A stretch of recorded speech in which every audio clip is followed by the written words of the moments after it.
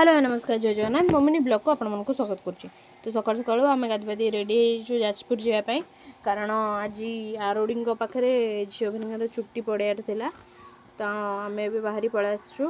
तो आज वेदरटा बहुत बहुत बढ़िया थिला, मत तो बहुत भल होता। पहाड़टा केते सुंदर देखा। तो आम ए जाजपुर गला बाटे गोटे शिव मंदिर थिला, एठी सब अस्थि विसर्जन कराए। ये गीत लगाई जाता, गेली टे डांस कर दौला।